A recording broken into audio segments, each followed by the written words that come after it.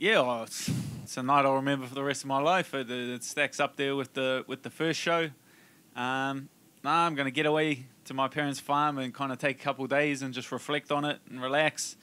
It hasn't really hit me yet. I'm just going to carry it on as normal. Yeah, I had to kind of block the crowd out leading into the fight. I just kept my head down and laser focused on the fight. I had a serious threat in front of me, and Ross Pearson, he's no joke. He's one of the best fighters in the world, so I had to stay focused on the fight, really. But yeah, looking up after that finish and just seeing the crowd and hearing them, it's the same as the first show. That's one of the loudest crowds I've come across, man. Those New Zealand fans, they got some lungs on me. Talk about how the fight was playing out, because you looked really good on the feet, but he did start having a little bit of success in the second round. Can you just talk about how you felt it was going, and did you see that the knee was going to be there at some point? Yeah, like in the first, I was keeping my range well, and just being up at lightweight, like I got like a lot more gas in the tank, and I was getting halfway through the second, and I just wasn't tired at all. So I just, in my head, I felt like I hadn't gotten a fight yet, so I just kind of started pushing forward and biting down, and Ross was doing the same, and I kind of wanted to give him that thing, and I was starting exchanging, and it was my coaches, they're telling me to chill out, get your range back, just relax, find that range. I took that step back, and that's what set up that knee. Yeah, pretty much. And I guess that you kind of touched on it there, but the way you felt tonight, is that a guarantee lightweight's the right division for you, and that's where your future lies? Yeah, I'm never going back to feather meat.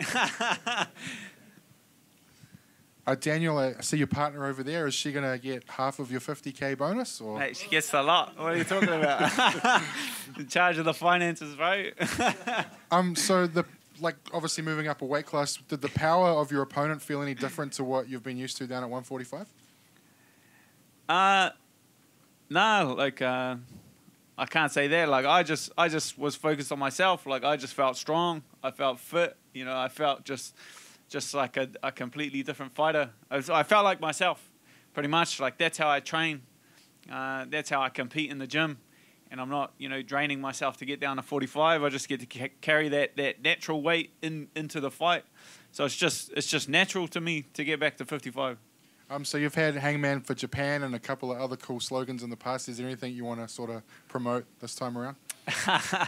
Yeah, we'll just take the time and looking at November in Sydney or Melbourne, the next show in Australia, jump on that and kind of break the voodoo for this one. Dan, it felt like you actually threw a lot more volume in this fight, maybe compared to your past couple of ones. Was that a tactic that you had bringing in, or was that just due to the fact you had more energy because you hadn't lost it on your weight cut? Yeah, no, I just had heaps more gas in the tank. Like, I feel like I barely scratched the surface of that fight. Like, I didn't get tired at any kind of stretch of that fight. So, 55 is the weight class. I just caught him with that knee. Lucky.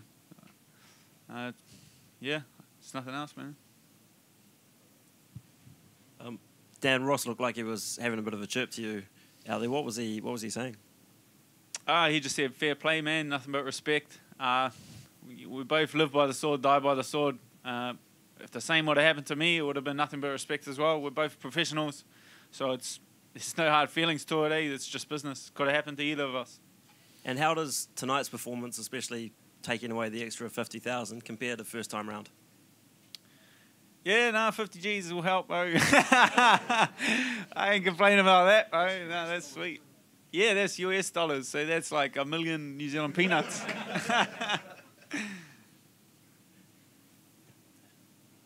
Done. Dan, what did it feel like just describe how it felt like being on a card with 3 Kiwis all winning as well, and what do you feel like that's done for the sport here? Yeah, to watch Luke was he did a phenomenal performance against Dominic. Dominic's a real threat. Yeah, he put on a show. Really, we're just the tip of the iceberg, to be honest. Like me, Luke, both homegrown guys. We came up fighting on the same shows first time, but it's really just the tip of the iceberg. There's guys that are really ready for UFC right now. Kai Kara France, Kieran Joblin is another one, the stonecutter at lightweight. He's another killer.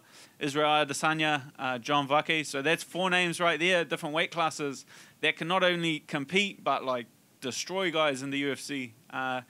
tip of the iceberg, just me and Luke, man. New Zealand's got so much more talent to showcase.